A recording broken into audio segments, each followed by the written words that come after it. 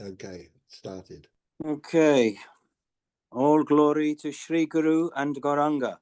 Sri Brhad Bhagavatamrta, Part 1, Bhagavat Kripa Nirdaranam.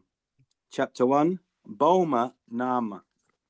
All glories to that Keshora Gandhi, transcendent adolescent, Sri Krishna, whose highest type of esoteric, erotic pastimes with the gopis brought the fathomless ocean of prema unto this earth, who, no doubt, made his advent with the sole idea of bestowing upon others the choicest loving devotion, prema, that spontaneously flows from his lotus feet. But such transcendental nectarine gopi prema could not fully inundate the unalloyed devotees until he himself made his manifestation as Sri Chaitanya Mahaprabhu in the role of Sri Radha, wherein only in the Vipralambha love in separation, the gopis' love in its highest manifestation cloys the taste of the craving unalloyed devotees. Of the unalloyed devotees, excuse me.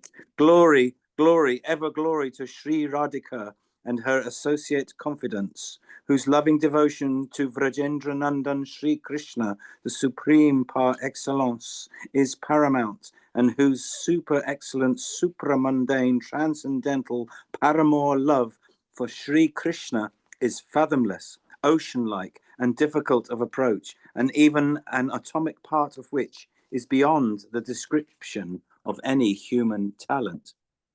Even supreme autocrat Rasaraja Vrajavihari Sri Krishna, whose Rupa Madhurya, Guna Madhurya, and Venu Madhurya surpass all the transcendental characteristics of his other manifestations, including Sri Narayana of Vaikuntha, could not fathom the depth of love of Swadhyayita Sri Radhika, who is so fascinatingly characterized as Madana Mana Mohini. That Madana Mohan Sri Krishna himself is infatuated by her intense love. That Sri Krishna, being tempted to measure the depth of Sri Radha's love, took his sweetest incarnation in the role of Sri Radha, being known by the name of Sri Krishna Chaitanya, whose hue is of molten gold, and who assumed the order of a sannyasi, was none other than Sri Hari himself, the supreme par excellence and the very son of Sri Shachi Devi. All glory to him who shines ever in my heart. Due to the birth of Krishna, Sri Krishna, the very unborn Aja at Mathura, and due to his act of killing Kamsa and staying there for a long time, and his pastimes ever narrated by the people of Mathura, which made the inhabitants of the place most friendly with him, and due to many other remarkable anecdotes associated with this place, this glorious Mathura Puri has become the best among the 7 moksha-giving Puris. Considering consequently this Mathura Puri as the very Devi gives of Mukti and Krishna Bhakti, the author, Sri Sanatana Goswami, invokes her blessings for the success of his work. Glory, glory, forever all glory to this Vrindaranya, Vrindavan, where the crest-jewel sadhus, leaving aside the abode of Vaikuntha, ever dwell. Because here, eternally, Sri Krishna tends cows in the pasture lands, and where, above all, by playing on his mystical flute, he creates a flutter in the transparent hearts of the gopis, who all join with him at the circular dance, rasa dance, from which flows the cognitive essence of the liquid current of supreme, transcendental, paramour love. Glory to Sri Yamuna, the daughter of the sun god and sister of Dharmaraja Yama. This Yamuna Devi has surpassed the virtue of Ganga Devi, Ganges, for the reason that at Mathura, she represents herself as an eternal maid to Sri Krishna, who plays on her bed and treasures the fragrance from the lotus feet of Krishna, which is mixed with the water of her current. At rasa dance, when the transcendental love of the gopis reaches its paramount state, it melts and flows in the liquid current of the Yamuna. All glories to Sri Giriraj Govardhan, who is looked upon by the gopis as the best among the devotees, for who had provided all facilities for the fulfillment of Sri Krishna Leela, whom Sri Krishna himself, stopping the traditional Indra Yagya, had worshipped, representing himself in it, on whom Indra, the great god of heaven, being deprived of his just right, came down with his wrath to flood the whole land with incessant rains, and whom, consequently, Sri Krishna, the supreme shelter, held up on the tip of his little finger, as it were, an open umbrella over the head, thus protecting all the inhabitants of Vraja, giving shelter under it, by which act the law of gravity got subdued to the supreme will of the Lord. Glory, glory, forever glory to Bhakti Devi, who bestows Krishna Prema. This Krishna Prema is virtually so great that whoever among the Vaishnavas tastes this Krishna Prema abandons for good even Mukti Devi, who is considered to be the highest gift of the Vedas. Even Mukti Devi herself begs at the feet of Bhakti Devi, leaving aside her bedecked ornaments such as japa, yagya, tapasya, and nishta, which are the prescribed rites followed by all four ashrams. Mukti, notwithstanding her paramount position in the Vedic culture, is good for nothing if all her good qualities are not put to service at the feet of Bhakti Devi. Glory, ever glory to the blissful name of Sri Krishna, which when graciously dances on the tongue, makes the devotee who tastes the bliss thereof set aside all socio-religious duties, meditation, and even worship of the holy deities. And the very utterance of that divine name gives deliverance to all beings. This supermost nectarine Krishna name is the be-all of my life and the sole eternal treasure of myself. I invoke Sri Krishna Chandra, the very embodiment of transcendental bliss, who, out of his own kindness, has made his blissful descent as Sri Chaitanya with a view to bestowing the nectarine prema in this Kali Yuga. Now, Sri Sanatana Goswami, at the very commencement of the narration, states that the subject matter of this book is not any imaginary product of his own, but it is the very essence and substance of all the Bhakti Shastras, which was tasted by Sri Chaitanya himself and was infused into him by him when he was supremely favored by his, Sri Chaitanya's, most favoritely chosen supreme beatific thrice-bent adolescent, Sri Krishna himself, flute in hand. Now the author starts the narration.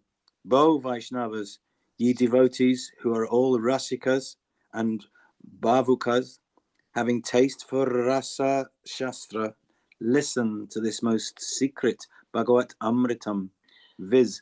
Drink through the ears the nectarine Bhagavata Ras, which was narrated with great love by Sri Jaimini Rishi to King Janamejaya. Janamejaya, son of Sri Parikshit, after hearing from the great Rishi Sri Jaimini the wonderful narration of the Mahabharata, was prompted by a great desire to know further anecdotes in continuation of it. Sri Janamejaya said, Bo Jaimini, the great effulgent one, I have heard the full narration of Sri Mahabharata from the lips of Vaishampayana before, but this time from your narration I have acquired better taste, and now let me have a complete feast by having myself to drink the supreme rasa, the Madhurya rasa, served by you. Sri Jaimini said, Bo, great King Janamejaya, Sri Parikshit, after hearing the whole Bhagavatam from the holy lips of the crest jewel Paramhamsa, Sri Shukadeva, became completely free from all types of fears and was submerged into the stream of Sri Krishna Prema. It was just the time for him to leave this world and step into the highest abode of eternal peace. At that very moment, Parikshit's beloved mother, Sri Uttara, though naturally grieved at heart due to the news that her son will shortly leave the world, could yet compose herself, as she was one of the most blessed and devout ladies, and asked in a closed council her own son Parikshit to quench her thirst by pouring into her ears spontaneously the most glorious nectarine Leela of Bhagavan Sri Krishna. Sri Uttara said, "My most affectionate son, you have learnt the whole Srimad Bhagavatam, the holiest of the holy accounts, from the crest-jewel Paramahamsa Sri Shukadeva, and by his unreserved grace you are supremely blessed. And even as the Devatas, by churning the milky ocean, got the nectar, likewise you should get for me the cream from the Bhagavatam. Although I know that there is very, very short period of life left for you on earth, yet within this brief space, let me hope to have the full taste of that melted butter-like Krishna Prema Ras from your lips." Wow. Sri Jaimini said, Sri Parikshit, who had great love for his mother, felt extremely pleased being asked by her to narrate the divine pastimes of Sri Krishna.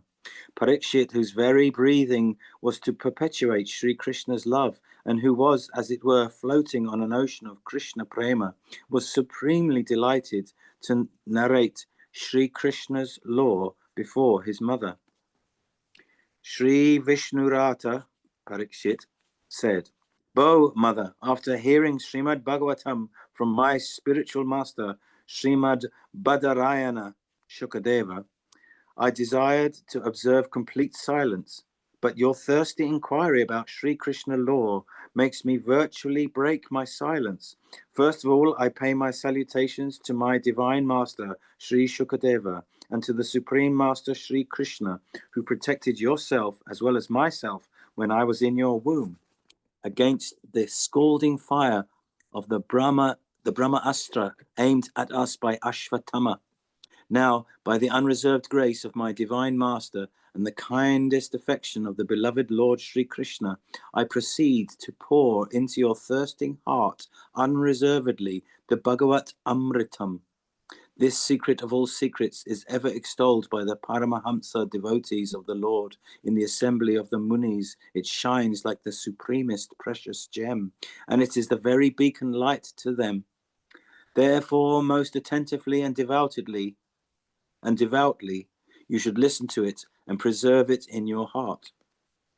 Once upon a time, in the holy month of Magha, while many great rishis, after having their morning ablutions, were sitting at the temple of Sri Bindu Madhava, the famous deity of the place, at Prayag, the place of holy confluence of the Ganga, the Saraswati, and the Yamuna, and discussing about the greatness of the various rishis in respect of their devotion to Sri Krishna.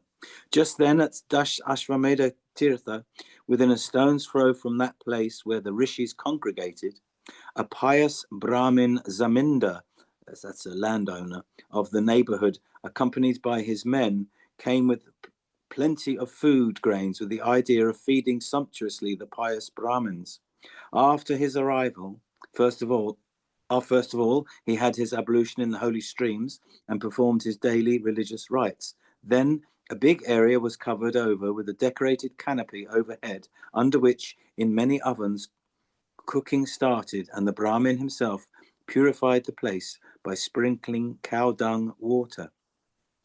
Then the pious Brahmin placed the Sri Krishna deity in the form of Shalagram on a beautiful gold throne, and with a devout heart worshipped it, strictly following Shastric injunctions, which was followed by the offering of everything that was cooked there.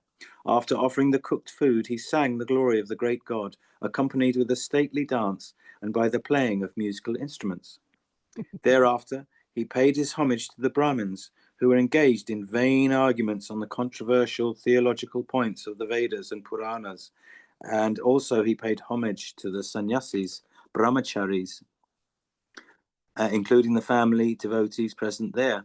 Besides, he made first and foremost obeisance to the Vaishnavas, who were seen engaged only in tasting greedily the bliss of Sri Krishna Nama Sankirtana. Not only that, he even washed their feet and sprinkled that water on his head. He treated all of them sumptuously by serving Mahaprasadam. After that, the Brahmin fed the poor and one and all present there, including animals, birds, etc. At last, he, along with his men, honored the Mahaprasadam with a feeling of ineffable bliss. After the completion of his desired performances, he approached the deity and humbly declared, "The various proceedings that have been conducted here and the fruits thereof are now entirely dedicated up to you, O Lord." Then the Brahmin placed the deity to rest and was packing up everything with a view to returning, when Sri Narada, who was observing everything sitting amongst the assembled rishis, got up, saying repeatedly, "Oh, this Brahmin is a great favourite of the great god Sri Vishnu," and approached the Brahmin with words of praise on his lips. Sri Narada, who was steeped in Krishna Prema, took his step with a view to making the world at large know about the personage who is the most deserving recipient of the supermost blessings from Sri Krishna. Sri Narada said, "Bo, great one among the Brahmins, I suppose you are really a great favourite of Sri Krishna, as we find at this holiest of the Prayag Tirtha you have made very proper use of your wealth, treasure, and everything else towards the pursuance of Bhakti Dharma." At this, the Brahmin bent low before the Rishi and humbly said, Venerable sir, it is not the fact.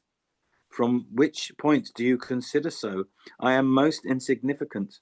Who am I to make such a claim? How little do I have to make use of charity? And fie unto me, who has not an iota to dedicate for Hari Bhajan. But I should say, revered sir, that there is a king in South India who is a really worthy recipient of Sri Krishna's favour, as there are innumerable temples dedicated to Lord Sri Krishna, which are situated in all corners of his kingdom, and who entertains the wandering monks, Tridandi sannyasis, and other recluses in large numbers that come there in their wanderings from all parts of the country, receiving enough alms to serve their needs in the form of Mahaprasadams of Sri Krishna from the temples where they can happily spend any period of their life. There is no difficulty at all for any wandering monk to roam about over the vast land, as the devout king has so arranged that everywhere in the temples their essential needs are met. At his capital town, close to the palace, there remains a picturesque temple dedicated to Sri Krishna. It appears as if the very god of love transcendent, out of his own kindness for the king, has established himself there in a static position. Every day is a festive day there, and every day special varieties of food are offered to the Lord. The king himself, in person, directs his men to distribute those varieties of Mahaprasadams to the devotees present there. Therefore, under the kind care of the king, many Tridandi sannyasis and devotees of Bhagavan Vishnu on their pilgrimage stay there for some time with a feeling of great happiness, and there ever sojourn such good souls in great number. The pious Brahmins and the rishis of the land get sufficient remuneration from the king. In that whole country, nowhere does any calamity at any time take place, and the subjects are free from fear, sorrow, and sufferings. They get plenty of crops with easy labour, and all the seasons come round with their full pleasantry. People are naturally religious-minded and mainly devoted to Bhagavan Vishnu, and therefore really happy. All the people of the country virtually following the course of the king's devoutness, like so many sons of the king. The king is so high-minded that no pride hides in his heart. He personally does all types of manual work at the temple, which the Lord himself seems gratified, and the people are extremely pleased. The king himself, along with his brothers, wife, sons, and other close relatives and associates, including the ministers and the priests and other assembled devotees, performs regularly Sankirtana with a stately dance accompanied by his very many instruments played in front of the Lord just for his pleasure. Such very many good dispositions the famous devoted king possesses. How many they are we cannot count. Very many such qualities are the shining ornaments of the king. Sri Parikshit said, "O mother, after hearing the Brahmin, Sri Narada left for the south with the sole purpose of meeting this king. He personally observed that the subjects of the king were devoutly disposed toward God Krishna. This actually made him so delighted that, playing on his veena, he straightly entered into the palace of the said king, and struck with wonder at noticing innumerable pious qualities in the person of the king, spoke to him thus: "O king, I believe you are the only person who has received such great favor from Sri Krishna, for I find that he who has got blessings alone can possess such inexhaustible treasure. Devoted pious subjects, best dispositions of dharma, artha, jnana, and above all, loving devotion to Bhagavan as your good self seem to possess. I do believe without Krishna's favor, these things cannot be had." Sri Parikshit said, Sri Narada, the greatest among Vaishnavas, praising the king profusely, affectionately embraced him.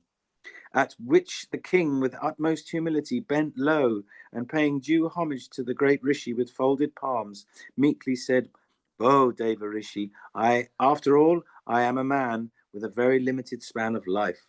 The treasure of my kingdom also is not as great as what the Devatas possess. My resources for charity are also limited. I have but restricted jurisdiction, and I am both fear-stricken and subject to the threefold miseries. Therefore, how am I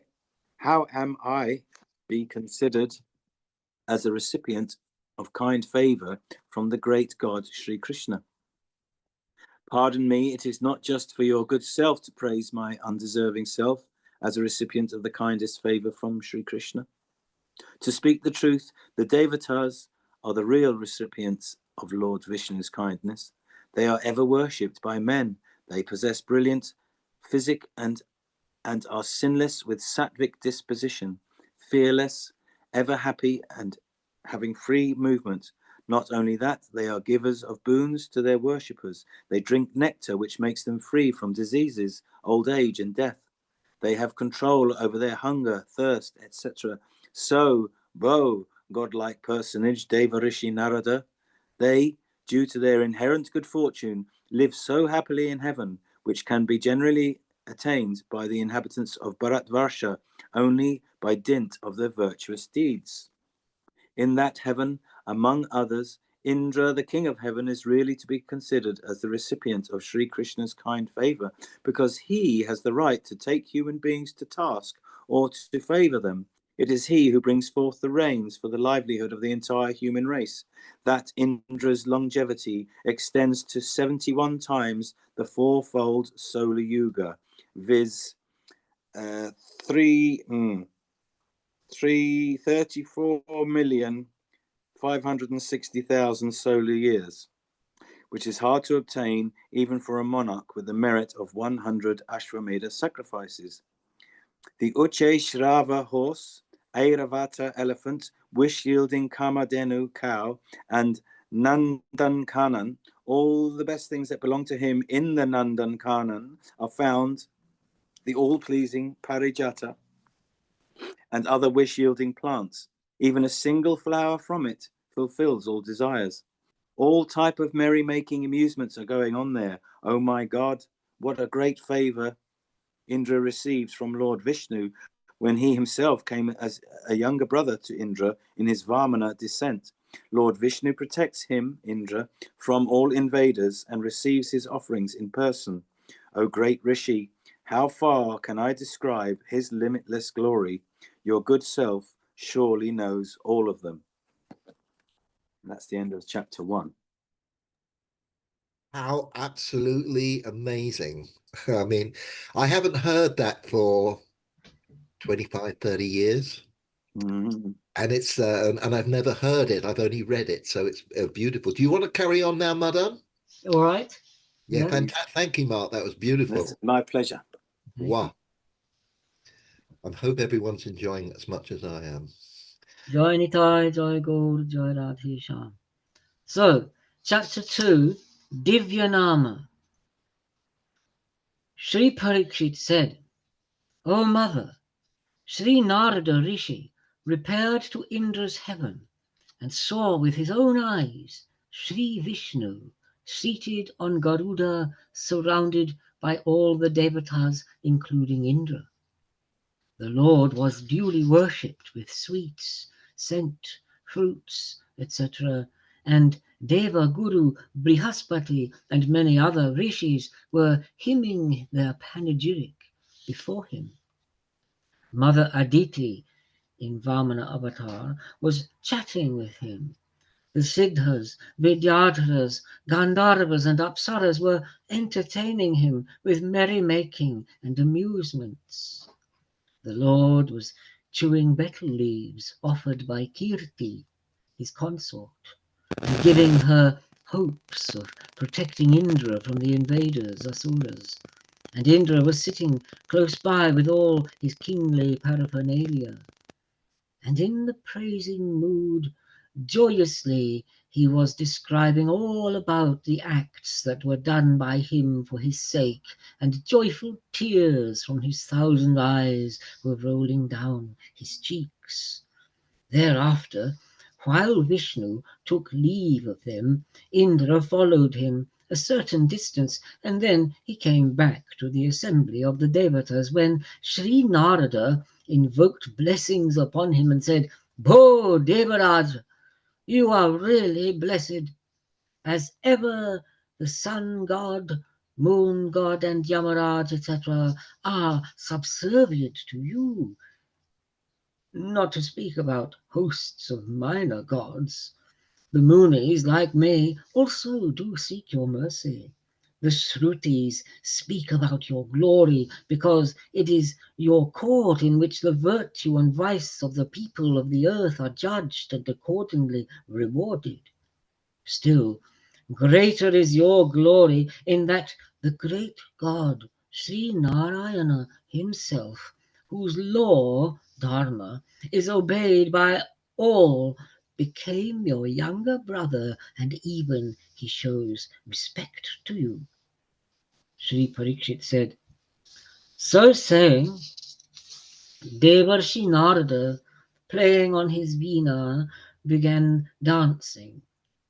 At this, Devaraj Indra felt extremely embarrassed at heart, and paying pranam to Sri Narada with bowed head, humbly said, "Bo, great Gandharva Kala Vijnana, expert as Gandharvas in pleasing the audiences with their entertainment, why do you put me in such an awkward situation by paying me undue honor? Are you not aware of the tragic history of heaven, that many a time we have had to flee from our abode, having been invaded by the Asuras? King Bali and Daitya clan sat on the throne of heaven and made the Asuras occupy the seats of the sun god and the moon god, and so long as they were there, they were receiving the offerings which were the rights of the sun god and moon god. At last, my parents, Kashyapa and Aditi, after a very great number of years' penance, could please the great god Achyuta Sri Krishna, who, at their call, in a partial manifestation, became, no doubt, my younger brother in the person of Vamana, dwarf god. But most regrettable is the fact that without challenging the Asuras, our eternal enemies, and killing them outright, which he could do easily, he trickily, under the pretext of seeking alms, took away the kingship of heaven from Daitya Raj Bali and reinstated me, which I consider most shameful and disgraceful to the Devatas. Secondly, being placed in this high position, generally we are always infatuated by pride and envy. Due to that, many a time we commit grave mistakes, such as the Brahmahatya we committed by killing Vishwarupa, Vritra, see Vide Bhagavat, and therefore are ever fear-stricken that at any time we may be thrown away from the heaven. So how can there be peace in our mind? To speak the truth, it may be considered that Lord Vishnu has cast an insult on us by taking away from heaven the Sudharma throne and the plant of Parijata flower. Not only that from time immemorial I was receiving worship from Nanda Maharaj and the Braja Gopas, but it is the Lord Sri Krishna who stopped the traditional puja, and with the materials that were collected for my puja, he performed the Govardhan Puja, and it is he who caused the most beautiful Khandava one belonging to me to be completely burnt. Again, when the three worlds were awe-stricken due to the pranks of mighty Vritrasura, I approached Sri Vishnu for his direct interference. But he, without paying any heed to my call, simply put me on trial, where I got myself subjected to the grave sin of Brahmahatya. I thought that Sri Vishnu as Vamanadeva would ever stay at my most beautiful Amaravati palace, but quickly he left for his own abode, Sri Vaikuntha, which remains above all the worlds. Just due to the merit of the penance of my parents, he came at the earnest request of Brihaspati.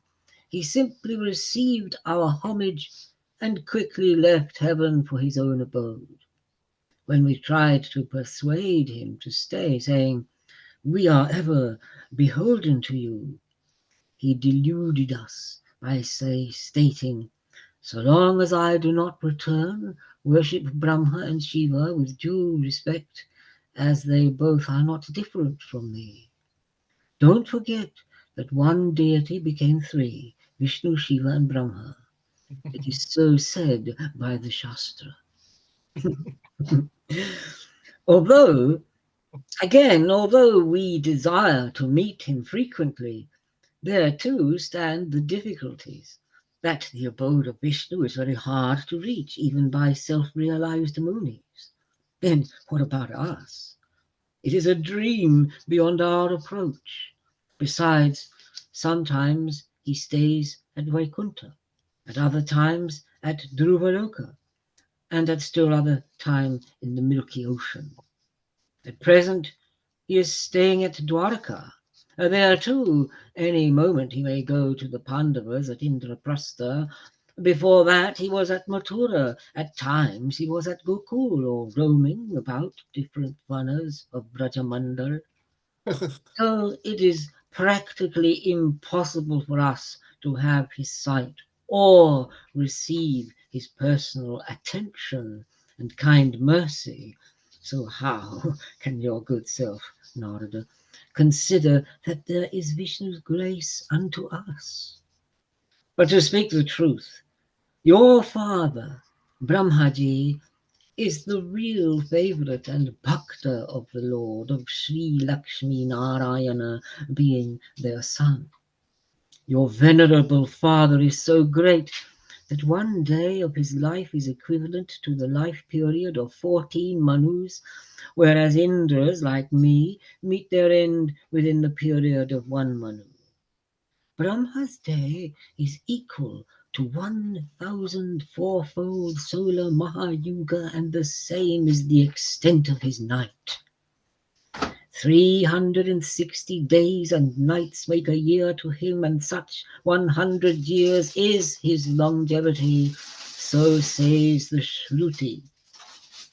He creates all the sentient and non-sentient beings and sustains as well as rewards them as per their karma during his daytime, whereas at night he puts them all into dissolution. Lo, the great god Vishnu, in the lying posture on the 1,000-hooded Anantadeva, ever remains at Brahmaloka and receives offerings of Brahma to his great delight. There are many more good dispositions possessed by Brahma, and all these facts taken together prove that Brahma is really the favorite of Sri Krishna. Why call him a favorite? I should say he is Krishna he himself is Sri Krishna, since that is the proclamation in the Vedas and Smritis. Why should I say anything more? You are quite aware of such thousands of merits of Brahma and of those who are inhabiting there his loka. Sri Parikshit said, now Narada proceeded towards the Brahmaloka. From a certain distance he could hear the Vedic utterances that were coming from the chanting of Brahmarshis who were engaged in great yagyas. While Sri Narada came near the yagyas, he could notice that the great god of Vaikuntha, along with Sri Lakshmi Devi, was accepting the offerings to the delight of the Brahmarshis. The Lord bestowed proper boons on the various devotees and returned for rest. Sri Lakshmi Devi was attending to serve his feet, and the Lord fell asleep. When his sons, the Maharshis, were engaged in yajna, Brahma went to his own court, which was most tastefully and ornamentally decorated with most precious articles, and sat on his Parameshti throne, surrounded by the enchanters who were singing the glories of Sri Krishna, at which all his 8 eyes were full of joyful tears. Just then Narada approached his own father, Sri Brahma, and prostrated himself. Narada said, you are the most favourite devotee of Bhagavan Sri Hari. It is known that you are the creator of all things. You yourself singly do the Shrishti Sthiti Pralaya, creation, preservation and destruction. So for eternity you are the Lord of the Lords and known as Swayambhu, self-born, without any external cause. Dharma, Artha, Kama and Moksha and their source, the Vedas and Puranas, have come from your 4 mouths, and they ever stay at your court in the form of deities. The sense-controlled sadhus, after a complete 100 years of strict observation of Varna and Ashrama Dharma, may be eligible for entering this Brahmaloka. Therefore, how far can I gauge the depth of your merit? I may suppose that there exists no other world beyond yours, and I may say that the Vaikuntha Loka inhabited by Sri Narayana is also here. I find that the very Lord of Vaikuntha is staying here and receiving the offerings of your yagyas and bestowing the best reward thereof unto you. At the very beginning, when yourself came out of the lotus, you yourself, even with great labour, could not know that your own origin was Sri Vishnu, and thereafter, observing vigorous, long penance, you could have the darshana of the Lord just for the period of the twinkling of an eye. Whereas now, the same great God ever stays in your loka. So it shows without any contradiction that you are virtually the greatest favourite of Sri Krishna. Oh, is there any need to say more?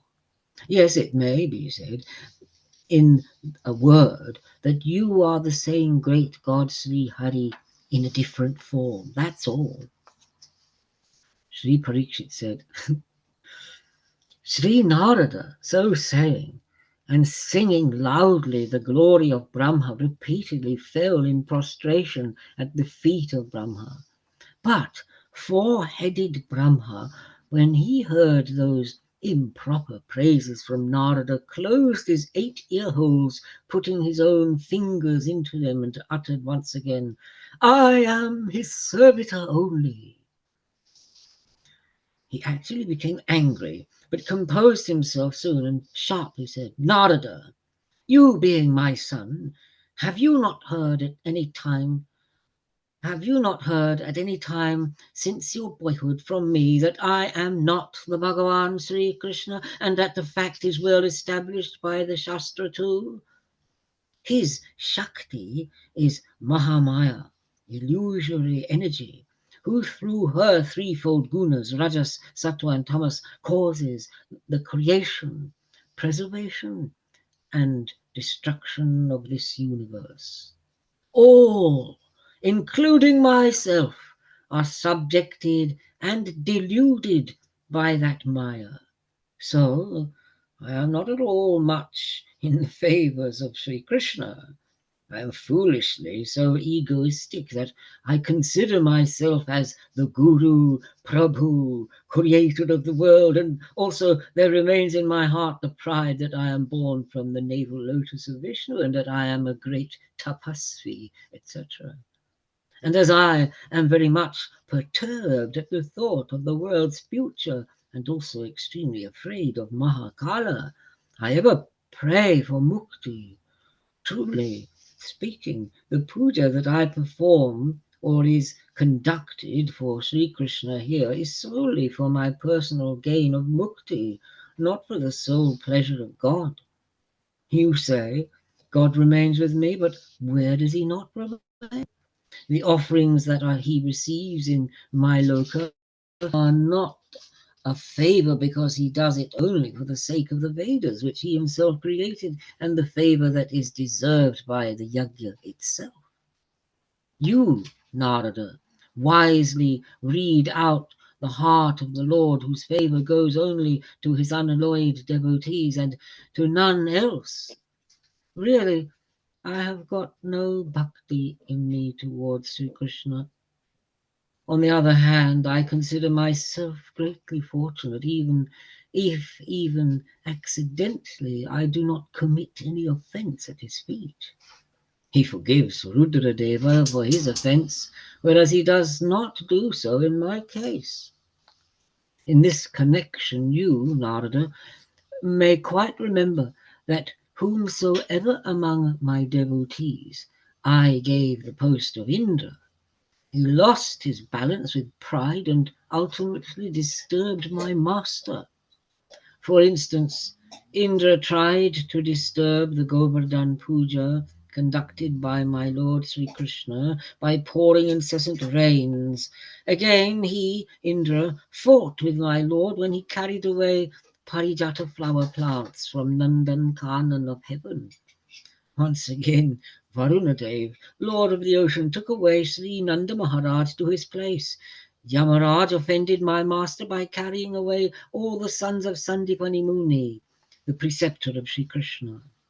Further, Kubera, by sending Shankachuda to rob the gopis, committed the gravest offences at the feet of the Lord. Next, it is due to me only, as they got boons from me, that the cruel and tyrannical asuras of the nether world always play mischief with the Vaishnavas, devotees of God, and the snakes belonging to the Kaliya family are ever rude and do always harm to the Vaishnavas. Why, recently I myself foolishly exercised my Maya and took away the cows and the cowherds of Sri Krishna while they were feasting. Afterwards, when I saw the wonderful Leela in which my foolishness was proved, I got extremely afraid and humbly approached him with a long panegyric. There too, by that boyhood Leela of his, he disillusioned me. In such a holy Brindavan, the transcendental abode of my Lord, I could not live long and had to leave the place soon, being overwhelmed by the thought that once again I might commit offence at his feet. Needless to go further in narrating about my misfortune. So, to speak the truth, that Mahadeva, Shiva, alone is virtually the real favourite of Vishnu within this universe. Nobody else is found so fortunate as to be commonly known as a friend of Sri Vishnu. Sri Mahadeva is ever intoxicated in drinking the nectar of Sri Krishna Prema Rasa, and therefore he has totally thrown away the fourfold Purushartha, Dharma, Artha, Kama, and Moksha, and even the lordship. Even having such a high status, no pride or ego rests in him.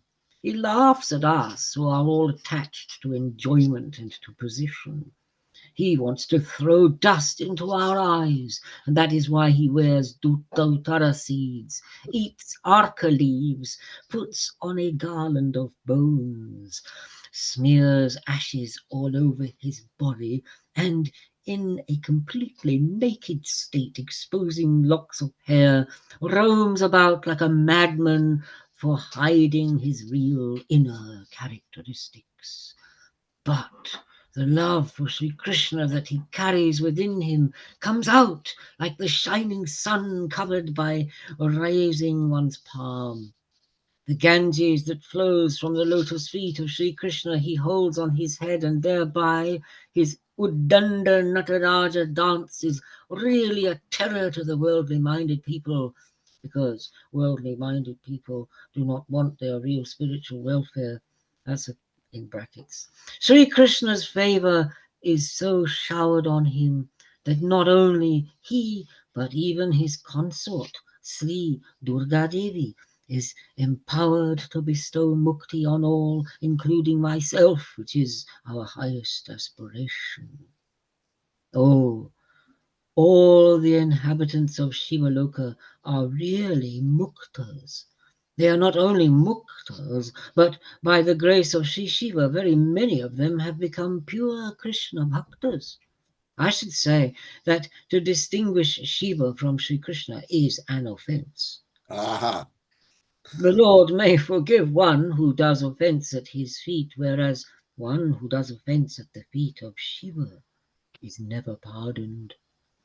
You see, Narada, that Sri Shiva gave boons to Tripureshwara and to Vrikasura, but ultimately they became terror even to Sri Shiva himself. But what did Sri Krishna do? He himself came to his rescue and thereafter affectionately chatted with him. Whereas in my case, for instance, he killed Hiranyakashipu but never looked on me with a pleasing eye. So great devotion does Sri Shiva possess that my Lord sometimes worships him. You see what a great love the Lord has for Shiva, from the fact that during the churning of the ocean, when halahal poison came out, the Lord offered it to Sri Shiva, making him ever glorified as Nilakanta. What more should I say about the greatness of Sri Shiva? There is no end to it. All the Puranas are the proofs of Sri Hari's grace to Shiva. You know it all. Sri Parikshit said, "Bo, affectionate mother." Sri Narada next, paying his due respect to Sri Brahma, just got up for repairing to Kailash, the abode of Sri Shiva, when Sri Brahma once again addressed him, saying, "My dear son, you should know that Kubera, by dint of his great devotion, could make Shiva extremely pleased, and therefore, since then, Shiva, along with his family, stays at the northeast corner of Kailash with very little comfortable wealth, as Lord Sri Krishna lives in a short compartment of my Brahmaloka.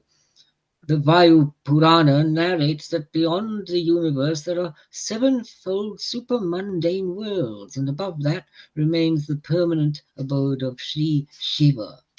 That Shiva Loka is eternal and beyond the jurisdiction of Maya, and ever peaceful. The top rank devotees of Mahadeva only can go there.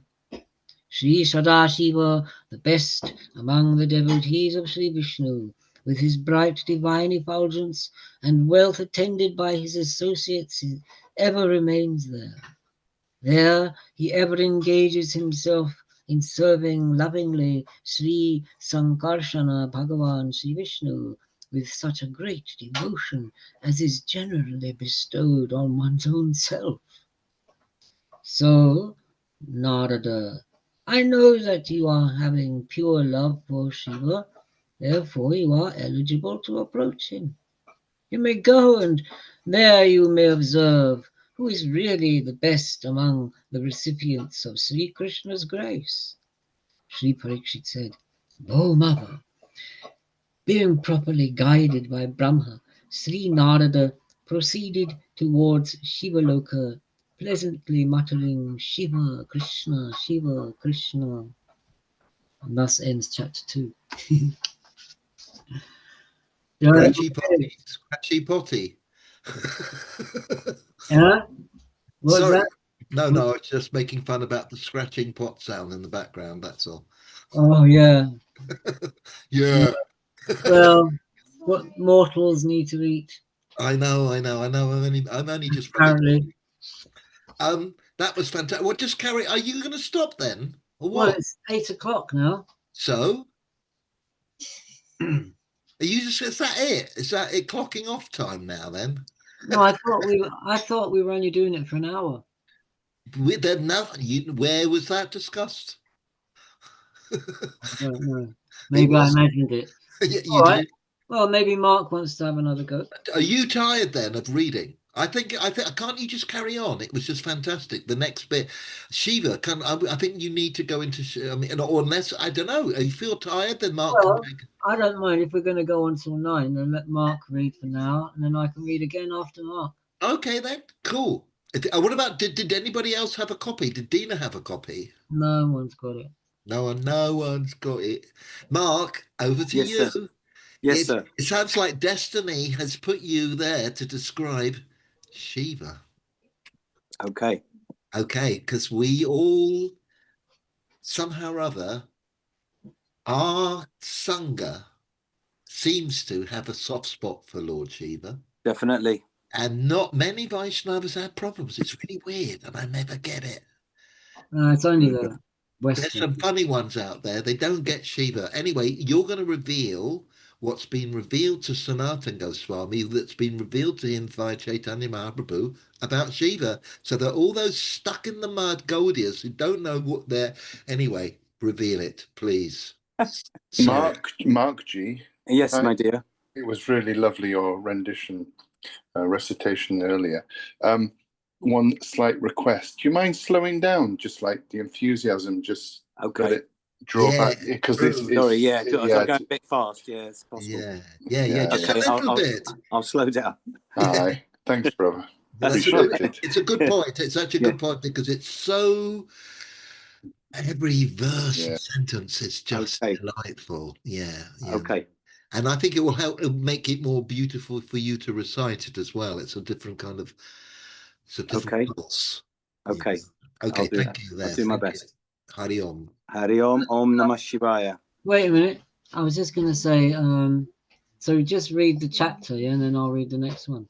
Yes, hold on. That's going to be up till Bhaktanam. Yeah. So it's about 4, 6, 8 pages. Okay. Okay then. Om Namah Shivaya. So turn off the mute yours, Madan, because of all the kitchen thing. Yeah. Cool. Hari Om. Okay. Om. Chapter 3. Super mundane Nama. Sri Parikshit said, Sri Narada, at a distance on his approach to Shiva Loka, could notice Shiva engaged in worshipping Sri Shankarshanadeva, the other self of Sri Vishnu, in an ecstatic mood, roused by the enchantment of singing his glories and stately dancing, while his most favorite Nandishvara was playing on a musical instrument, with great pleasure shouting, Glory, glory to the great God, and Sri Uma Devi, in all her devoutness, was acclaiming her Lord with clapping out of great joy. Sri Narada met Sri Shiva, first making obeisance and then pleasantly playing on his veena. In an extremely adulatory mood, he sang all those glories that he had heard about Shiva from his own father, Sri Brahma. Sri Narada was actually dancing with great joy, and when he could compose himself, he tried to take the feet dust of Sri Shiva, but Sri Shiva, who was practically intoxicated with drinking the nectar of Sri Krishna Prema, caught hold of Sri Narada before he could fall at his feet, and with a warm embrace said, "What are you saying, Narada? You are the dearest one to the Lord of Vaikuntha." So saying, he took Narada along with him and sat on his Vrishasana, but Sri Narada went on reciting Rudrasadanga Vedic hymns and other panegyrics, describing the lordship of Sri Shiva over the universe. Mark, sorry, Yes. you could slow down even a bit more, Okay. really, because it's all deep, heavy, amazing, incredible stuff. Okay. Right. So saying, he took Narada along with him and sat on his Vrishasana, but Sri Narada went on reciting Rudrasadanga Vedic hymns and other panegyrics, describing the lordship of Sri Shiva over the universe, just to characterize Sri Shiva's eminent, enviable position as the supreme recipient of Sri Krishna's favor. Sri Shiva, the prime exponent of Vishnu Bhakti, true to his devotional fervor and in keeping with the characteristics of a faithful devotee of God, felt in his heart of hearts that his natural humility should not allow such improper aggrandizement of himself. So he closed both his ear holes, putting his own fingers into them, and with an angry gesture said, "Bo, Narada, hold your tongue. Don't cast aspersions on my fidelity to the Lord by praising me beyond limits. It is highly improper to refer to me as the Lord of the universe. I am not even to be recognized as subservient to a devotee of Sri Krishna, for my aspiration is to crave for the favor of being chosen as the servant of the servants of Sri Krishna." Sri Parikshit said, "Bo, mother." Narada could realize that his exaggerated encomium of Shiva as being almost on a level with Sri Krishna's lordship might have annoyed him at heart. So he promptly replied, "Dear sir, I was not at all exaggerating, but merely reciting your inherent greatness as one who alone can measure the depth of the ocean-like, unfathomable qualities of Sri Vishnu and Vaishnavas, and through whom that glory of Vishnu is unfolded in the universe. The great Vaishnavas ever crave for your kind favor, and Sri Krishna himself feels pleasure to narrate your glories. And many a time he himself, taking different forms, even looked for your favor." Sri Parikshit continued, "Sri Shiva felt extremely abashed at heart and could not compose himself, so he quickly got up from his seat and silenced Narada by putting his palms over his lips and said, 'Don't misuse your tongue by uttering such childish remarks. You must learn the magnanimous, mysterious Leela of my Lord, which is beyond the understanding of even the intelligentsia. Verily, my Lord Sri Krishna is the fathomless ocean of mercy. Very many times, foolishly, I have committed the greatest offense at his feet. Yet his affection is so great that he does not look upon me with an indifferent eye.'" Sri Narada, observing the genuine love and devotion of Shiva for Sri Krishna, became extremely delighted and once again touched the feet of Shiva and went on saying, "You are so dear to Sri Krishna that nothing of your act, whatever it may be, will be considered as offensive by him. Although seemingly sometimes your acts may appear offensive to the public eye, Sri Krishna is never affected by them. Such illustrations are very many, of which I shall pick some. Banasura, who became a tyrant due to his prowess, cared not even for the sadhus. Once, by applying his illusory power, he confined Aniruddha, Sri Krishna's son, and thereby had to meet a challenge from Sri Krishna himself, at which his death was quite assured. But for your earnest prayer, not only was Banasura, who was a great devotee of yours, spared unhurt, but he was even granted eternal attendantship, personal accomplishment of himself, which is beyond the attainment of even devatas of heaven. Again, Gargya, who had a malicious heart against the Vaishnavas, Pandavas and Yadavas, performed a vigorous penance with a view to obtaining boons from you for getting progeny to kill them, and you had no other go but to bless him. Yet cleverly you kept a loophole, so that Vaishnavas ultimately did not suffer. Once again, Chitraketu, etc., being devotees of Sri Hari, although they offended seriously at your feet, no doubt due to their ignorance of your true characteristic, did not incur your anger. All these incidences show your deep devotion to Sri Krishna, and your wise decisions have glorified you and established your supremacy. Therefore, Bhagavan Sri Krishna gave the right to you and your consort, Durga Devi, to bestow mukti unto others, which is craved even by Brahma. But I wonder, although you possess such power coveted even by Brahma, yet leaving aside at a long distance all kinds of self-enjoyments, you prefer to be a recluse, getting intoxicated with drinking Sri Krishna Prema, and like a madman, throwing away all the clothing on your person and seeking joy in ecstatic dance, along with your consort and other associates. There is not a second person who can do so.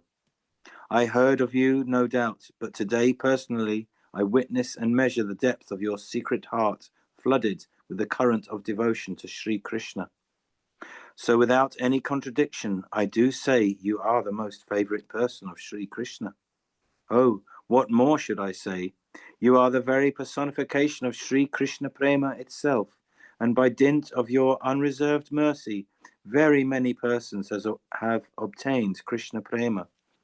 Not only that, by the unreserved grace of Parvati Devi, many became recipients of Krishna Prema, such as Jana Sharma, and she knows better than anybody else about the divine characteristics of yourself as well as Sri Krishna.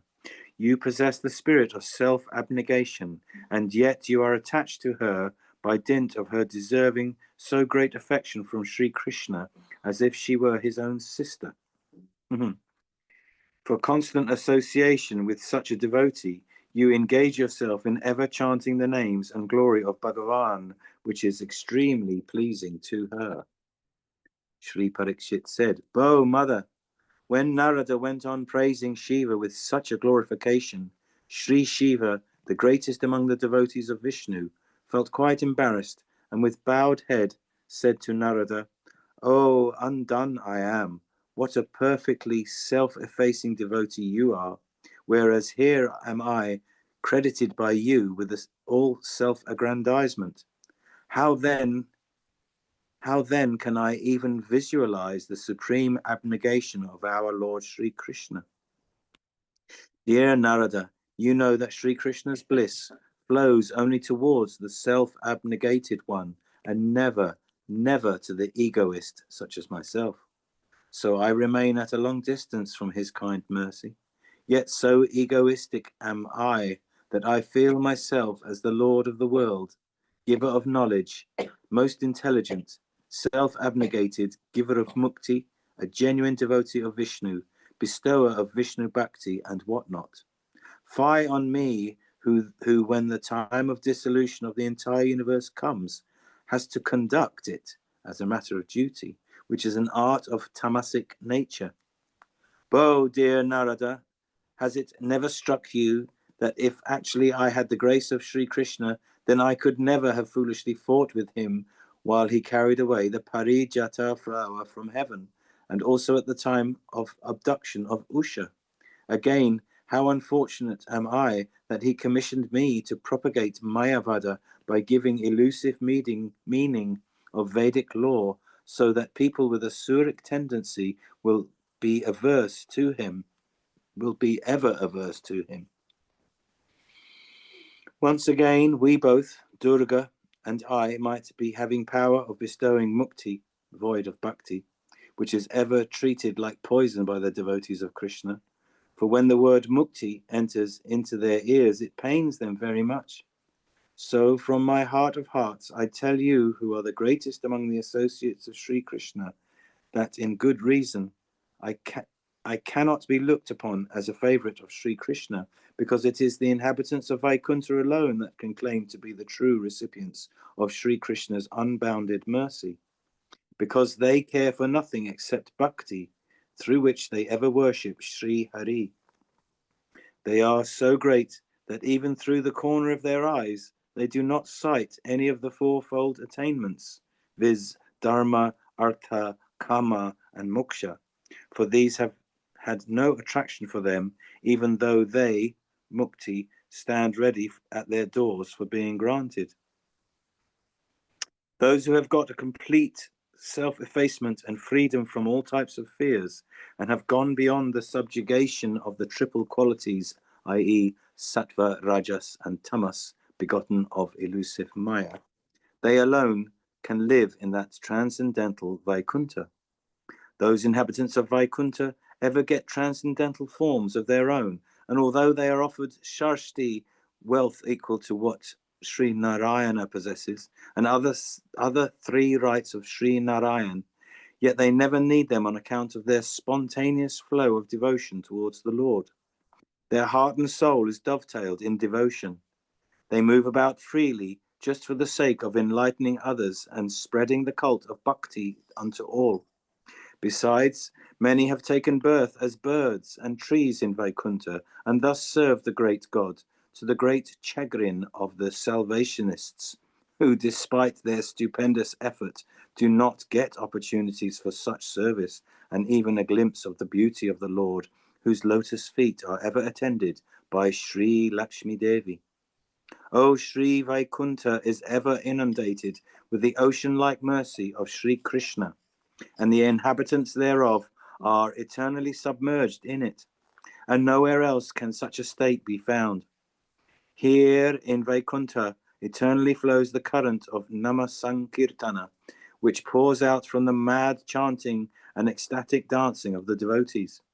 The bliss that eternally flows in Vaikuntha is so boundless and fathomless that it may be compared with the ocean, whereas the Salvationists' pleasure may be a drop thereof. That's all. Now, dear Narada, think of how blessed the devotees of Vaikuntha are. While where are they and where am I? They are beyond my estimation. Therefore, one can never succeed in counting their endless glories. In a nutshell, I may say that not only are those supremely blessed eternal devotees of Vaikuntha far superior to ourselves, but also that even those who, while living on earth in their mortal coil, are having exclusive devotion to Sri Krishna, should be deemed worshipable by us. Because the fact is, they, having made their complete self-surrender at the lotus feet of Sri Krishna, aspire after the prema only, and for its sake are ever ready to abandon their wealth, retinue, and the very life itself. Neither do they cherish and desire for gaining any pleasure of the flesh and mind, or any ocular power. Therefore they never have recourse to any painful sadhana other than the straightforward way of Hari Bhajan, by which they have totally made themselves free from the bonds of social, varna, and ashrama dharmas, whereby they do not claim any status according to their birth, such as Brahmin, Kshatriya, Vaishya, and Sudra, and stages in life such as Brahmachari, Grihastha, Vanaprastha, and Sannyas. They have gone beyond all these, even without performing Vedic rites, which are thought to be obligatory by everyone. Due to their single-minded devotion to Sri Hari, they are not bothered by the triple debts and are fearless. Lo, they know nothing, but stealthily drink deep the nectarine Krishna Prema and see with an equal eye on heaven and salvation. To speak the truth, the devotees of Sri Krishna are as dear to me as the Lord himself. I ever earnestly crave for their association, and I do believe that the very place where devotees of Bhagavan dwell may be considered as the very Vaikuntha without any contradiction. as they are ever intoxicated in drinking Krishna Prema. They have lost their affinity to their body and belongings. Therefore, their gross and subtle bodies have become thoroughly spiritualized. Although they enjoy equal amount of bliss of Vaikuntha during their sojourn on this earth, yet they eagerly await for reaching transcendental Vaikuntha till the body drops down. So all types of devotees of Vaikuntha about whom I have just spoken are in all respects superior to me, as all of them, without any exception, are under the kind care of Sri Krishna's merciful hand, and the Lord so dearly loves them. Next, Sri Parvati was heard saying, there is something more than all this. Sri Lakshmi Devi is supremely beloved to Sri Narayana. The wealth of heavenly gods, including Indra, has come out of her grace. By her grace, one can obtain jnana, vairagya, and bhakti. Bo Narada, the crest jewel, Paramahamsa devotees like you are ever worshipping her, but she, even being the consort of Sri Narayana, uninterruptedly serves his lotus feet. She is so dear to Narayana that she ever occupies the very heart of him, and she occupies the topmost position among all chaste wives. During all the incarnations of the Lord, she also follows suit. Sri Parikshit said. Hearing all this, Sri Narada Muni, in great ecstasy of heart, shouted, "Oh, the Lord of Lakshmi! Oh, the Lord of Vaikuntha! Oh, Hari! All glory to you! All glory to Vaikuntha! All glory to the inhabitants of Vaikuntha! And all glory to Padma Devi, the goddess of Sri Vaikuntha." He became impatient and quickly got up with an intent to run to Vaikuntha for greeting all of them, when promptly Sri Shiva caught hold of his hand and, preventing him, said, "Bo Narada, being so much tempted to have darshan of devotees of Sri Krishna, you have totally forgotten that at present Sri Krishna is dwelling at Dwarka. At Dwarka, Sri Rukmini Devi is Sri Lakshmi herself, and Sri Krishna is the Supreme Lord par excellence. That and the consorts of other incarnations, such as Vamana, etc., are her partial manifestations. They also secured their external existence, remaining by their side.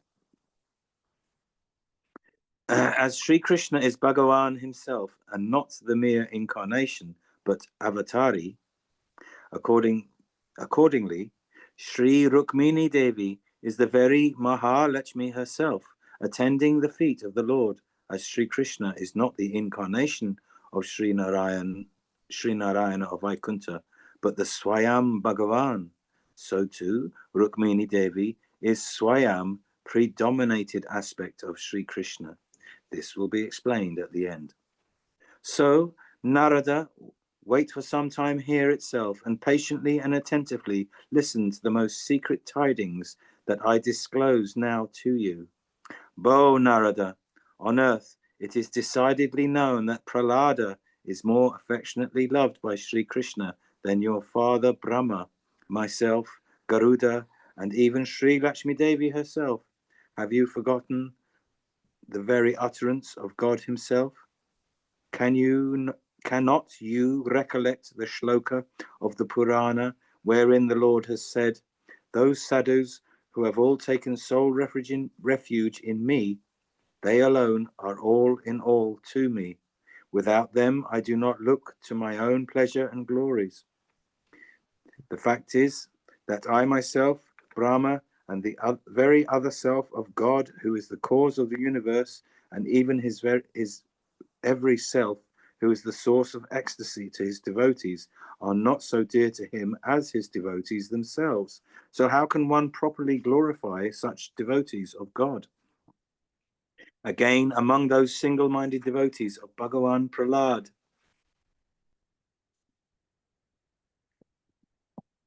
must without any contradiction be considered most fortunate, as Sri Bhagavan himself has placed Prahlad as an exemplar among his innumerable devotees.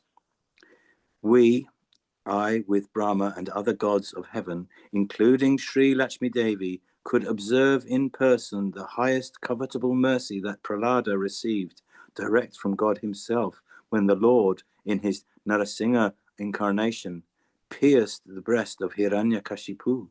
At that time, Sri Narasimha repeatedly asked Prahlad to accept mukti. In spite of that, Prahlad earnestly craved for bhakti. I once again salute him.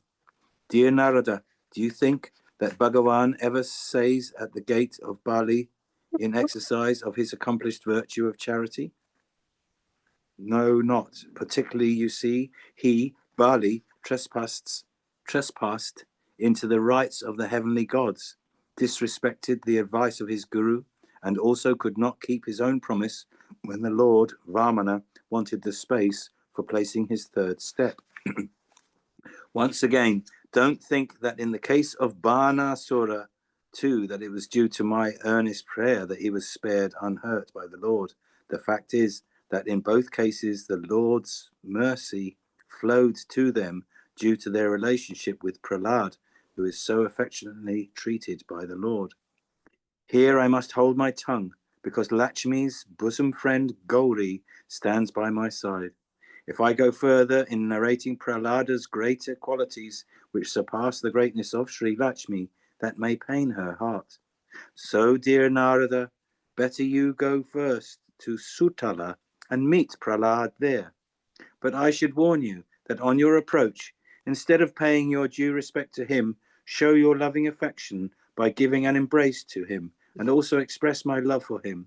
Otherwise, if you pay him your obeisance and sing his glories, he will feel extremely vexed. Thereby, yourself also will not feel happy. So do act carefully, if you so please. That's the end of chapter. Wow, what a joy that was. Oh God, keep bloody doing that. So fantastic. Well read. Absolutely brilliant. That was absolutely lovely. Oh God.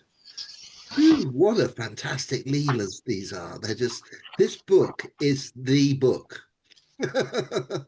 It's like a vortex. It just, you step into it and it just takes you into the world and it gets better and better and better. Well, shall I go on then? Yeah, well, and Fill Anandam up the time. Buddhivardhanam, it just expands, doesn't it, really? Yeah. Okay. Jai Guru, Jai Nitai, Jai Gaur, Jai Radhe Shyam. So chapter 4, Bhakta Nama. Shri Parikshit said, after hearing the wonderful narration from Shri Shiva, Shri Narada Rishi became extremely delighted and through his spiritual power in no time made himself present in Shri Sutala and entered into the palace of the Asuras, where the great Vaishnava Shri Prahlada was found immersed in meditation upon God, seated at a lonely place. But he, Prahlad, could sense through his spiritual eyes the very presence of the Rishi. So he got up quickly and, paying his due obeisance to Sri Narada Rishi, made him sit on a highly ornamental seat. Thereafter, Prahlad brought flowers, water, and many other articles for offering puja at the feet of the Rishi, while the Rishi prevented him from doing so, and after giving him an affectionate embrace and shedding joyful tears said, "Bo, my dear Prahlad, after a very long journey I feel extremely pleased to meet you, the great favorite of Sri Krishna, and now consider my journey as having become fruitful. Since your very childhood, you have possessed a pure type of devotion which nowhere else can be found, so I suppose. Oh, even now I can quite remember that your own father tyrannically stood against your devotional spirit, and 1,001 times he tried to put you to death. Yet not only could you overcome all the attempts, but also by your spiritual power, all the Daitya boys were converted into Bhagavats. You are ever immersed in the ocean of Krishna Prema, and your ecstatic dance, chanting, etc., actually help the worldly sufferers in their deliverance by instilling Vishnu Bhakti into their souls. How blessed you are that Sri Krishna, in his Sri Nrsimha incarnation, should have taken you on his lap and so affectionately, like a mother, patted you. Brahma, Shiva, and other gods, while they were standing with their panegyric, did not receive even a look from the Lord. Not only that, he showed indifference towards Sri Lakshmi Devi, whereas he is so dearly looked upon by Brahma, being afraid to approach. Sri Nrsimhadev sent you to approach Sri Nrsimhadev, sent you to him, and while fearlessly you went and fell in prostration at the lotus feet of the all-merciful Lord, he lovingly lifted you up with his own hands and licked affectionately your whole body. The Lord repeatedly offered you the highest boon which is even aspired after by Brahma, but instead of that, you begged for only bhakti, even in a succession of lives. While in your panegyric you prayed to the Lord for universal deliverance, and the Lord offered you the throne of your father, and you readily accepted it, after realizing that thereby actually the Lord would be pleased, and that by your ruling over the country the subjects would be definitely benefited spiritually. Your stay in Sutala is itself an act of meditation. Again, once upon a time, while you were proceeding to Naimisharanya with the sole idea to meet the great god Narayana in yellow garment, on the way, Sri Narayana himself in disguise fought with you, and being extremely pleased said, "Oh, ever I meet the defeat at your hand." Vide Vamana Purana. In the course of his discourse, Narada fell into raptures and with great joy shouted out, "Oh ho, how you have conquered the very Lord himself." Next, in continuation, he said to Prahlad, O great one among the Vaishnavas, it is not only greatness that Mukunda Vishnu is conquered by you. Being favored by you, your grandson King Bali even could make the Lord ever stand at his gate. So I do like to say here henceforth, though there is a curse against me, stay here.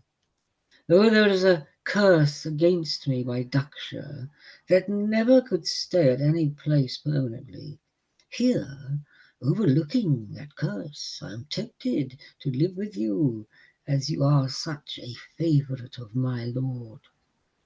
Sri Parikshit said, Prahlad, who was not ready to hear any glorification of himself, felt extremely ashamed at such narratives of Sri Narada, and lowering down his head with due respect to the Rishi, he said, Venerable preceptor, it is for you to judge how in the very childhood one like me could practice devotion to Sri Krishna. It is absolutely by the dint of the unreserved grace of great souls like you one gets spiritual enlightenment and devotion to God, which has actually come true, especially in my life. Therefore, in all circumstances in my life, such as facing all obstacles fearlessly, leading Asura boys to the path of spirituality by giving them divine instructions, showing kindness to distressed persons, and even not being tempted by the just offer of moksha in all these which, my lord, you consider as my great qualities, but I find traces of your mercy. How can these dispositions alone throw light on the fact that I am really a favourite of Sri Krishna? I have not been favoured by the Lord as he does to Hanuman, who in many a way performs his service, for I merely meditate upon him, facing all odds in life. Again, the affectionate pat that I received from the Lord is considered by your holiness as a credit to me, but some consider it as Mayik, and no doubt others think of it as Leela of God. Yours good self and the great ones may read this patting by the Lord as a shower of affection to me, but I should say it now seems to me like a dream. Though it is true, really, that was not such a great favour when compared with the blessedness of Hanuman, who had the enviable luck to serve the Lord in different capacities, whereas I have not had such a role. To make oneself eligible for serving him, the Lord, is considered by the sadhus as the real type of his graceful favour. Without obtaining the spirit of service to him, how can other attainments, however creditable in themselves, be considered a favour? Notwithstanding the fact that Sri Nrsimhadeva's descent appears to be a special favour to me, its real purpose was the protection of the Devatas and delivering up his Parshadas, Hiranyaksha and Hiranyakashipu, from the curse of the Chatushanas, thus incidentally fulfilling the utterance of Brahma and the Chatushanas. Above all, he came to establish the supremacy of devotion to him, particularly myself, deprived of his kind grace. Otherwise, you see, why should he have bound me when all of you were made niskinchana? Again, Srimad Bhagavatam itself is the testament in favour of my pronouncement, wherein it is stated by my Lord, whomsoever I favour, I take away his belongings. And it is once again exemplified in the lives of all the devotees of Sri Hari. Now, due to this responsibility of my kingship and my association with friends and relatives, I am deprived of much of the time meant for Hari Bhajan. Fie unto me! Ha! Even in this plight, void of devotion in life, do I break my heart. How undone am I! I have totally lost sight of devotion. Otherwise, why should I, like an asura who is antagonistic to God, have fought the Lord at Naimisharanya? My master, Sri Narada, you say that I turned the minds of the asura boys towards spirituality by divine discourse, whereas I should say that no doubt I have turned many of them towards spiritual attainment, but my long association with the people of Asuric propensity, which even now has left a will-o'-the-wisp in the shape of dry, abstruse jnana yoga, obstructing the free flow of bhakti rasa. Therefore, practically, my heart is devoid of devotion. Lastly, I have bolted my heart from within against the entry of God's grace, and particularly the act of my grandson Bali has deprived me of the little that I possessed. Many say that the Lord ever stands at the gate of my grandson Bali, but that is not out of love. It is to be understood as a measure to prevent Bali from trespassing into heaven once again. Secondly, at present, where does he stay? I know not. Accidentally, some might have seen him at the doorway of Bali, as the story goes, that Ravana, while he tried to get an entry into the capital of Bali, was thrown away, being lifted up by the little toe of the lotus feet of the Lord. And once again, Durvasa, Rishi, keeping faith with your word, could meet the Lord therein. But when one in extreme unrest thirsts for the darshan of God at any place and at any time, one may have a sight of him if he so pleases. So there is no bar against his presence, and it cannot be said that he is visible only at a particular place. If it is a fact that the Lord ever stays at the gate of Bali, then why should I run to Naimisharanya to meet my Lord in yellow garment? My Lord Narada, if by dint of your unreserved grace God shows some favour unto me, yet in comparison with Hanuman's, mine is far too little, for Hanuman is the recipient of God's favour in an astoundingly large measure. You are always kind at heart towards me, so by expressing my lamentation over my misfortunate fate, why should I pain your heart? You may once visit King Purusha Loka, where Hanuman stays, and personally can yourself observe what a great favour Hanuman has had from the beloved Lord. Look here, my master. Bhagavan made his advent as Sri Nrsimha just to kill my father, and after doing so he left soon for his own abode. Therefore I could not have the full satisfaction in having his darshana for the period I desired. I had, as it were, just a passing glance, and today, while I think of it, it appears as a dream dreamt on the vast seashore. Hanuman, on the other hand, was so fortunate indeed that for many thousand years, without any interruption, he could get pleasure to serve the Lord's own person. He, Hanuman, during his very boyhood, by the grace of the Devatas, got the boon that neither old age nor death will befall him at any time, and he was possessed of wonderful strength, fearlessness, observance of great austerities, success in every undertaking, prowess, and exceptional chance to serve Raghupati, Sri Ramachandra. All these became the very characteristics of Hanuman. He could cross easily the mighty sea, hundreds of miles long, by a single jump. He was therefore capable of entering the capital of Ravana and consoling the extremely grieved Sita Devi, who was confined there. He gave a very good drubbing to the enemies who tried to tie him up, and ultimately burnt the whole of Lankapuri, broke Ravana's fortress, and brought the news of Sri Sita Devi to Sri Ramachandra, and got a warm embrace of the Lord as a reward. He carried the Lord on his shoulders and honoured the Lord seated on his back with using his white hairs of his tail as a chamara. Aha!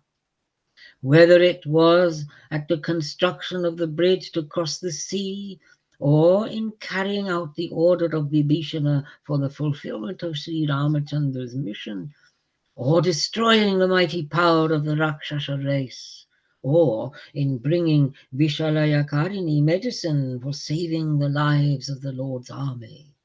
In all these and many other situations, he was at the forefront at all times. From every crucial trial he came out with flying colours, displaying the glories of Sri Ramachandra, who killed Ravana, the king of Rakshasas. His most faithful service gave great pleasure to Sri Sita Devi, and he, in his selfless service, ever could feel himself bathed in the mercy of Sri Ramachandra. What an unfathomable depth of his devout heart possessed! At the departure of his beloved Lord, the pang thereof naturally became unbearable to him. Yet, abiding by the command of the Lord, eternally he remains on earth. engaging himself solely in singing his glories and worshipping the Sri Murti of the Lord. His ever-burning torchlight of servitorship is the beacon to the aspirants. Therefore, it is said in the Shastras that Kapipati Hanuman is the very pole star for those who follow Dasya Bhava devotion. So greatly is he favored by the Lord. This great Hanuman knows nothing but service of Sri Ramachandra. Moksha ever stands at his door, but he never counts it. So repeated salutations at his feet. My dear master Narada, you are quite aware of all the great virtues of Sri Hanuman, but you may personally witness it if you should be pleased to repair once to King Purusha. Sri Parikshit said, "Oh, mother!" Sri Narada Rishi at once got up shouting, "Oh, what a joy! Oh, what a joy!" And so crying, fled in the sky, and in no time made himself present at King Purusha, where he saw Hanuman deeply engaged in worshipping the lotus feet of Bhagavan Sri Ramachandra, as if the very Lord was personally receiving his various offerings. Further, the Rishi also observed that Hanuman was listening to in an ecstatic mood to the Ramayana discourse given by the Gandharvas. Sometimes he was singing glorious hymns about Sri Ramachandra with stately dance and falling in prostration before the deity, at which Sri Narada, exhilarated with joy, shouted out, "Jai Sri Raghunath! Jai Sri Janakinath! Jai Lakshmana Agraja!" elder to Lakshman. Soon these words of glorification of Sri Ramachandra entered into the ears of Hanuman. He became so pleasurably excited that in one jump he reached Narada and gave him a hearty embrace. He caught hold of Narada's neck and repeatedly kissed his cheeks out of affection. Narada had not landed and was still in the sky. Hanuman was actually hanging in mid-air, enfolding Narada's neck. Hanuman was shedding joyful tears. Sri Narada went on narrating, "Bo, Sriman, you are really a great favorite of the beloved Lord, and I feel today that I too am dearly loved by the Lord since I have obtained your holy darshana."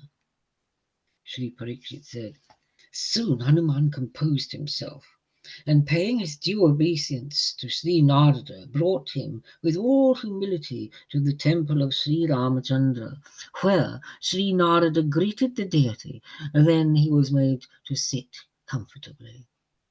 Now Narada, Veena in hand, started to glorify Hanuman with extreme pleasure.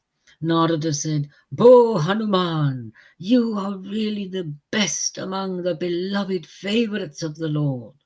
Oh, you are the very unfathomable ocean of the nectarine glories of God. What an iridescent glory you own! By turns you become a servant, friend, vehicle, seat, umbrella, canopy, fan, flag, panegyrist, minister, physician, commander-in-chief, best helper at hand, and what not to Sri Ramachandra, and you come off with flying colours, spreading his glories at all times. You are sent per cent, dedicated unto him. Therefore, you get the highest blessings from him, and the eternal glorification of him is your very breathing. You are the very cause of blissful delight to the aspirants. You are more affectionately treated by the Lord than Sri Garuda himself. Oh, you are the very embodiment of pure devotion. And notwithstanding such a unique position, You aspire after nothing but unalloyed service to God alone. The all-merciful God was extremely pleased at your prayer when you said, "Ye, my master, and I, thy servant, where this pure, clear-cut relation is lost even for the paramount gain, the very mukti itself, I do not covet at all." Sri Parikshit said, on hearing Narada, Sri Hanuman, becoming internally scorched by pangs of separation from his beloved Lord, began to cry, but soon he could compose himself, being consoled by Sri Narada. Then Sriman Hanuman went on pouring his heart. "O venerable Rishi, the most neglected, poor self that I am, ever deprived of the direct service to my Lord Sri Ramachandra, why shouldst thou resound me of my unlucky fate, and put me into this plight of lamentation? If really I was his faithful servant, how could he leave me here on earth, whereas he took with himself the inhabitants of Ayodhya, including Sugriva and his other dear ones, to his eternal abode? No doubt, out of affection, you considered that I was the recipient of great favor from the Lord, but I should say that the mercy which was received from my Lord is of no significance, whereas at present my Lord, having his incarnation at Mathurapuri, has surpassed his previous greatness by showing his immeasurable grace to the Pandavas. Therefore, if a comparison is permissible, that the mercy I received may be a mustard seed, whereas that which has now been bestowed on the Pandavas will stand as high as Sumeru. Even such an estimate may not be adequate. Now my Lord, making the Pandavas to meet very many calamities in the very prime of their life, made them the very paragons of patience, tolerance, perseverance, virtue, fame, knowledge, bhakti, and prema. Oh, what a great luck they have had, that the very Lord became their charioteer, close relative, attendant, minister, ambassador, and what not, and even saluted them. Yudhishthira and Bhima. The Lord so affectionate to them that there was nothing he would not do for them. Service, friendship, and love, all these three were combined in the merciful act of the Lord towards the Pandavas.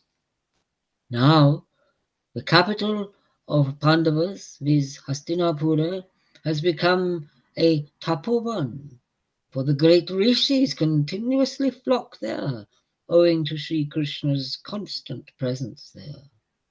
Parikshit said, while Sri Hanuman went on narrating Sri Narada, whoever deserves to stay at Dwarka, absorbed in drinking the nectarian Leela Rasa of Sri Krishna, unable to control his feelings, time and again got up with the gesture of ecstatic stately dance.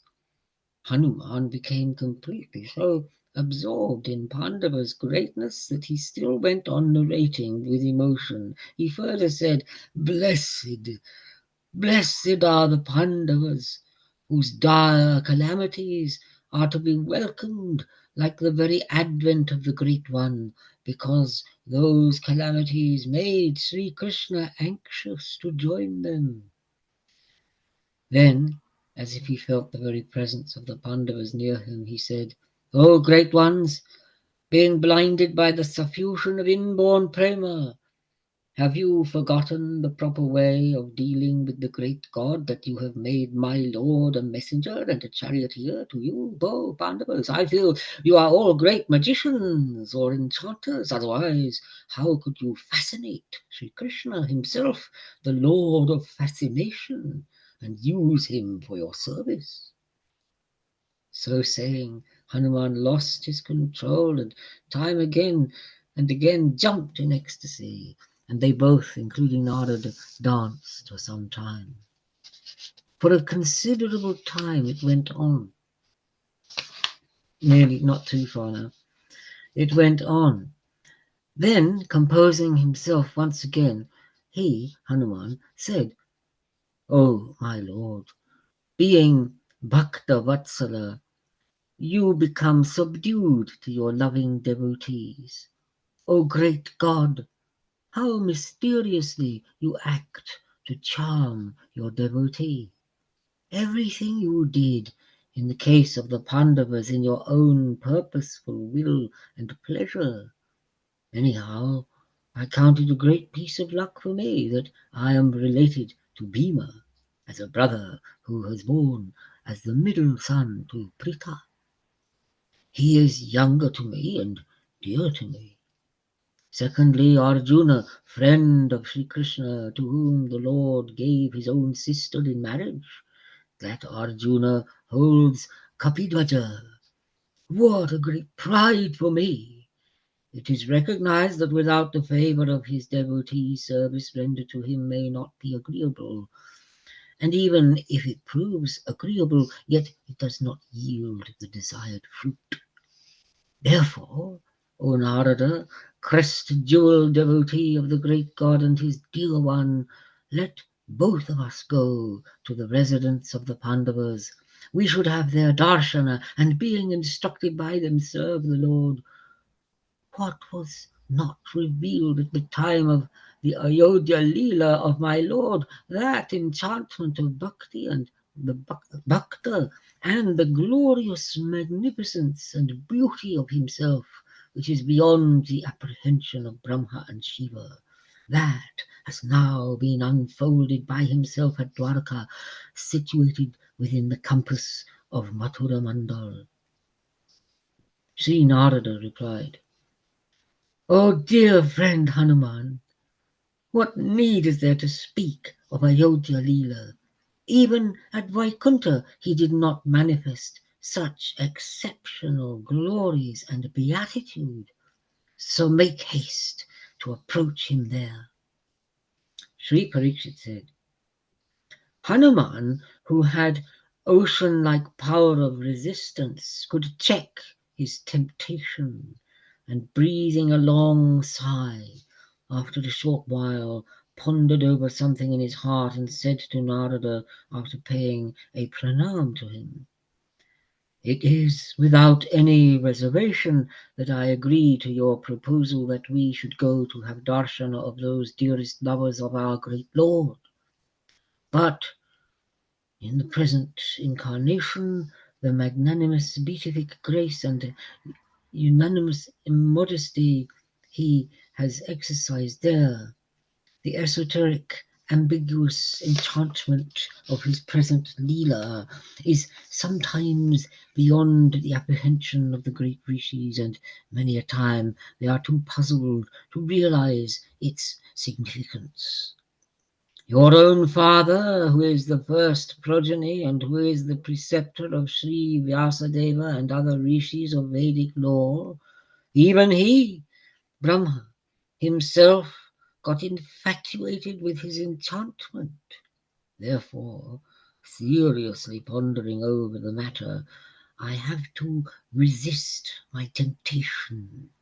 For monkeys that we are naturally unintelligent, and what a blasphemy it would be to force my presence there. I am afraid that without apprehending the esoteric Leela of the Lord, I may commit a greatest offense. You are already adept in dealing with the esoteric aspects of the Lord's Leela, therefore it is better you should go alone. Better for me to stabilize myself here, itself, the be-all and end-all of his servitors. It's by meditating upon the variegated Leela of the Lord, which is the be-all and end-all of his servitors, and which certainly brings forth increasing prema bhakti. Therefore, let the Lord in his manifestation as Sri Raghunatha, Sri Ramachandra, ever be my object of loving devotion. My Lord Sri Ramachandra naturally is gracious unto the helpless, destitute, the straightforward, righteous, and humble. He who strictly maintains monogamy and always keeps his looks downwards with shyness and is ever blissful to the world at large. He who is the very cynosure of Ayodhya and the king of kings, ever lovingly treated by Sri Sita Devi and Sri Lakshman. He who is elder to Bharata and extremely dear to Sugriva and the very shelter to Vibhishana, the king of Lanka. He who is the son of Dasaratha and also known as Kausalyanandan. To such a Ramachandra, bow in hand, let my devotion ever increasingly grow up by his, Sri Krishna's, grace. So let my concentration and sole devotion be centered round the perpetual service of the deity of Sri Ramachandra, the very personification of God himself, and ever engaging myself in drinking deep the nectarine Leela of the Lord, do I prefer to stay over here itself.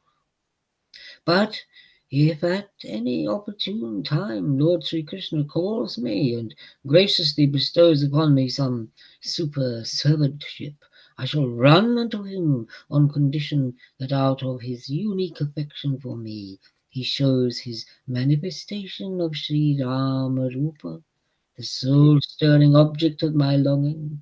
So my humble prayer to you, Narada, is that without any waste of time today itself you should go to Hastinapura and meet the glorious Pandavas, along with Lord Sri Krishna, the supreme in human form.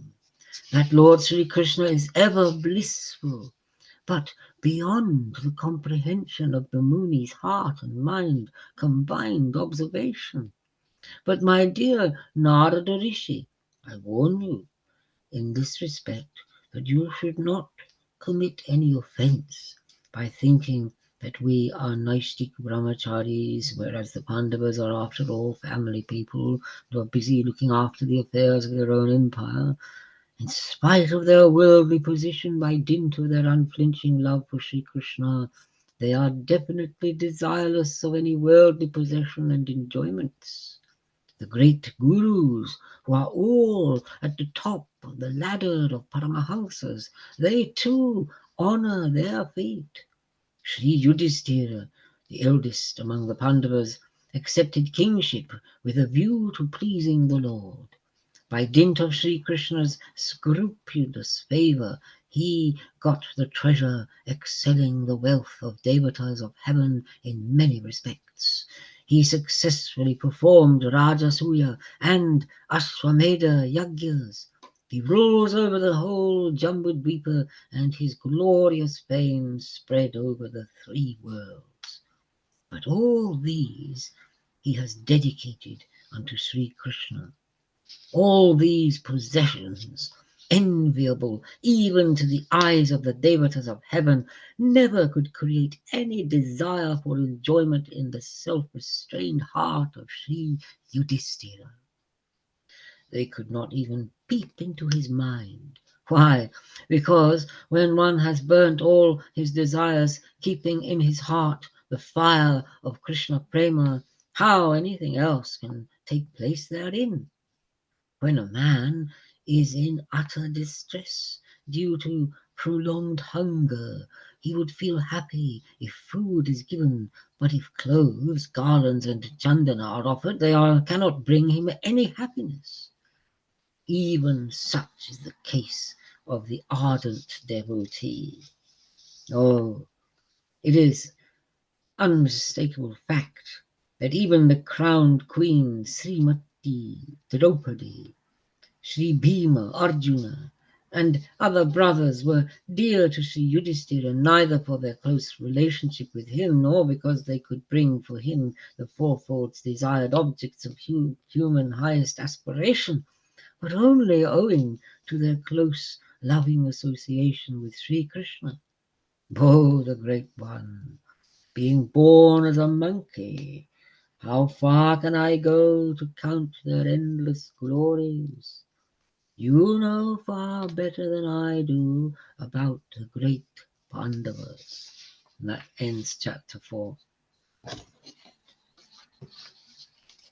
Wow. Wow. Do you want to stop recording? Yeah, okay, I'll just stop recording there. Who's left?